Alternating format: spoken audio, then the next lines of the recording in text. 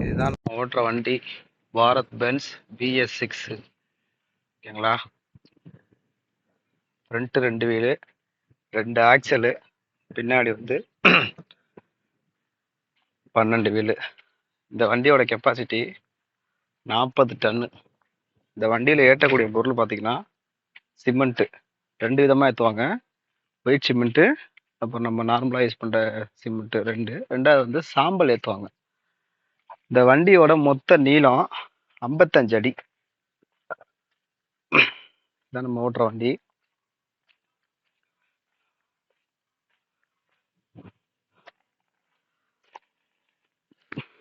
பார்த்தீங்கன்னா தெரியும்.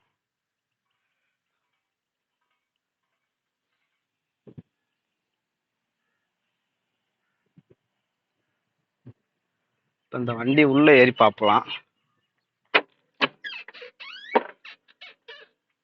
பெடல் பார்த்தீங்கன்னா எலக்ட்ரானிக், ஆக்சிலேட்டர் வந்து எலக்ட்ரானிக் பெடல்.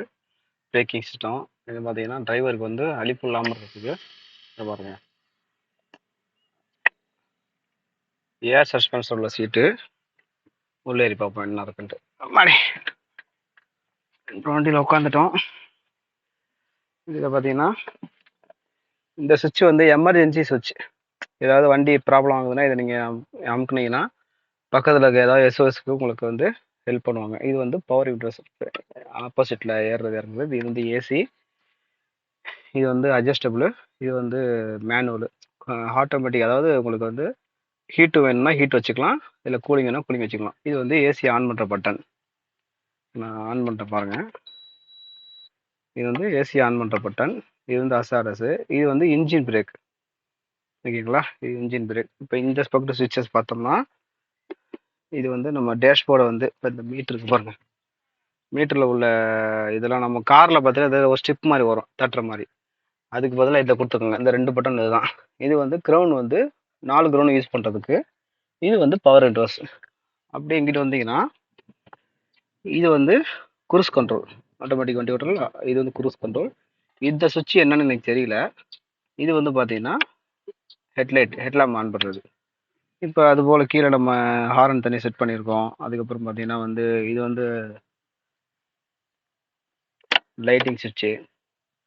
இப்போ மீட்ரு பார்த்தீங்கன்னா மீட்ரு உங்களுக்கு காட்டுறாங்க. மீட்டரை பார்த்தீங்கன்னா இது வந்து RPM, இது வந்து ஸ்பீடா மீட்ரு, எவ்வளோ ஸ்பீடு போகணும்னு காட்டும். இப்போ இதில் பார்த்தீங்கன்னா உங்களுக்கு கன்ஃபியூஸ் ஆகும். இப்போ வந்து இதில் டீசலும் இதில் கணக்காகும், ஆடபுளும் கணக்காகும்.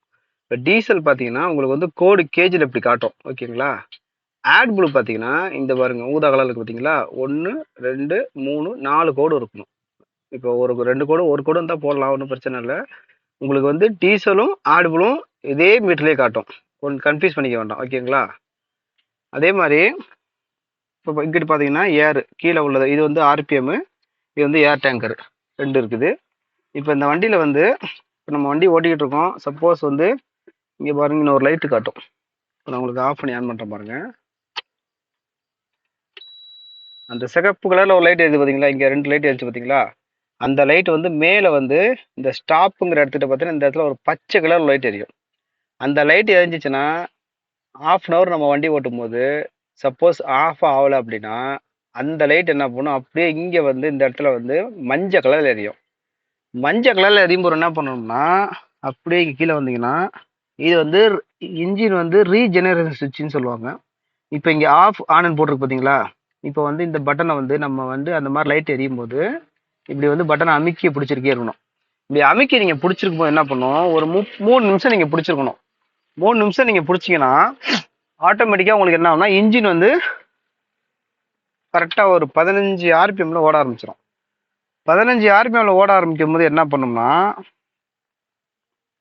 ஒரு நிமிஷம் இருங்க அப்படி காட்டுறேன். கீழே வந்து 15 RPMல கூட என்ன பண்ணும்னா இது வந்து எக்ஸாஸ்ட் வால்வ்ஸ், அதாவது இது வந்து சைலன்சர், நம்ம சொல்கிற மாதிரி மேனிஃபோல்ட்டு. இது வந்து BS6ங்கிறதுனால இன்ஜின்லேருந்து வரக்கூடிய புகையை வந்து டைரெக்டாக வெளியில் விடாமல் இதுக்குள்ளே வந்து ஒரு 3 ஃபில்ட்ரு வச்சுருப்பாங்க. அந்த ஃபில்ட்ருக்குள்ளே வந்து அந்த புகை ஸ்டோரேஜ் ஆகி அந்த ஃபில்ட்ரு வந்து அடைச்சிருச்சு அப்படின்னா வண்டி பிக்கப் இல்லாமல் போகும்.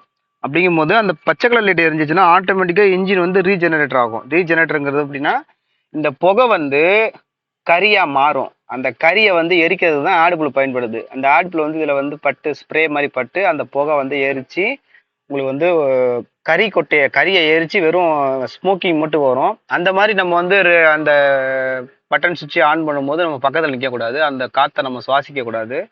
ஒரு 45 மினிட்ஸ் வண்டி அப்படியே ஓடிட்டு இருக்கும்.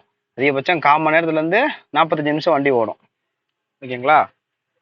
சப்போஸ் அந்த பச்சை லைட் எரியுது, எரிஞ்சுக்கிட்டே இருக்குது, அதுக்கப்புறம் வந்து ஆரஞ்சு கலர் லைட் எரியுது, நீங்கள் அதையும் கவனிக்காம விட்டீங்க அப்படின்னா அதே லைட்டு ரெட் கலரில் மாறிடுச்சுன்னா நீங்கள் வண்டி ஓரங்க நிப்பாட்டிடும். இந்த செட்டு அசம்பிளி அப்படியே வந்து கம்பெனிலேருந்து வந்து மாற்றிடுவாங்க. அது வந்து வித்தின் ஒரு 5லேருந்து 4லேருந்து 5 லட்ச ரூபாக்குள்ள ஆகும். பாருங்க, இன்ஜினோட உள்பகுதியெல்லாம் பாருங்க, ரொம்ப பெரிய இன்ஜின் பயங்கரமாக இருக்கு. ஓகேங்களா? அவ்வளோதான்.